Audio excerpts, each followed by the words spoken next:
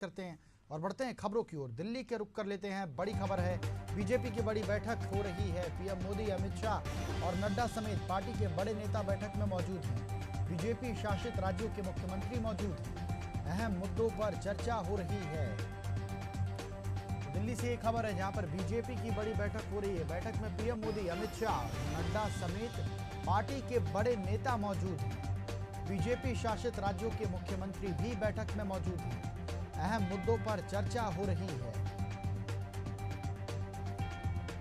BJP की बड़ी बैठक में पीएम मोदी, केंद्रीय गृह मंत्री अमित शाह और बीजेपी के राष्ट्रीय अध्यक्ष जेपी नड्डा समेत पार्टी के बड़े नेता मौजूद हैं।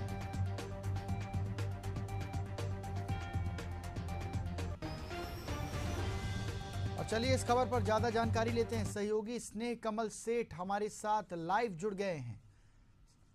स्नेह जी बताएं, बीजेपी की बैठक में क्या कुछ सार निकलकर सामने आया है?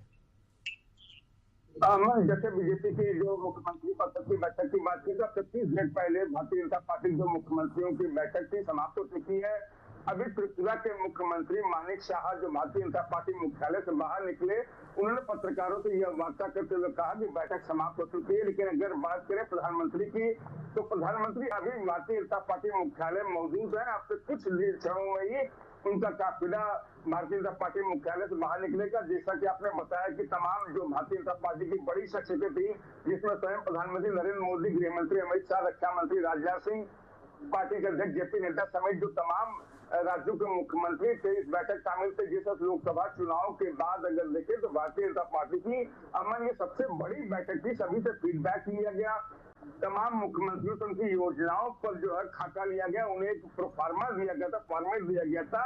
उस फॉर्मेट सभी मुख्यमंत्रियों ने अपने अपने राज्यों में चल रही योजनाओं के विषय में प्रधानमंत्री समेत तमाम वरिष्ठ पदाधिकारियों को बताया। उसके बाद उसमें एक फॉर्मेट में यह कॉलम यह भी था कि कोई बड़ी योजना ऐसी जिस पर वो काम नहीं कर पाए हो या अभी नहीं शुरू कर पाए उसको भी, तो तमाम तरह की जो है जानकारियां इस बैठक सभी मुख्यमंत्रियों से गई। जो बड़ी योजना है जिस पर काम चल रहा है और ऐसी योजना जिस पर भी काम शुरू नहीं हो चुका है, जो बड़ी योजनाएं हो, तो तमाम चीजों पर जो है अभी जो जानकारी अमन ये आई तो बैठक समाप्त हो चुका है। लेकिन सबसे बड़ी बात अमन जिसका जिक्र हमने अभी कुछ देर पहले किया था कि जो उत्तर प्रदेश में जिस तरह से भारतीय जनता पार्टी के अंदर जो खींचतान चल रही, जो आपसी कलह या गुटबाजी है, उस पर क्या चर्चा हो, ये बातें अभी अंदर से छन कर नहीं है। जैसे ये बातें हमें पता लगती हैं मुख्यमंत्रियों से जरूर बताएंगे।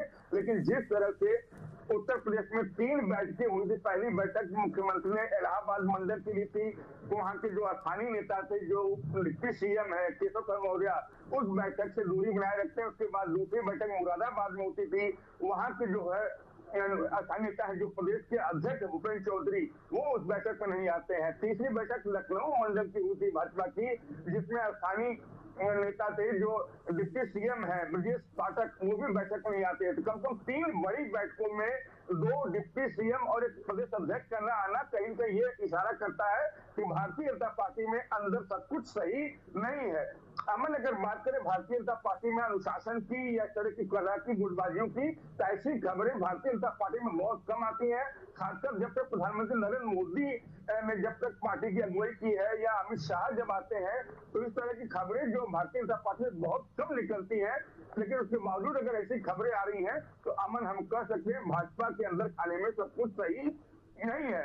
अब कल जब एक बार पुनः बैठक शुरू होगी, क्योंकि 2 दिवसीय ये बैठक है, सब कुछ देखना होगा उत्तर प्रदेश को लेकर आखिर चर्चा क्या हुई, क्या कुछ निर्णय उत्तर प्रदेश को लेकर किया गया। चलिए, तमाम जानकारी के लिए बहुत शुक्रिया स्नेह आपका। तो सहयोगी स्नेह कमल सेठ हमारे साथ जुड़े हुए थे। बीजेपी की महत्वपूर्ण बैठक खत्म हो गई है। बीजेपी मुख्यालय में ये बैठक हो रही थी। बीजेपी के सीनियर नेता इस बैठक में मौजूद थे।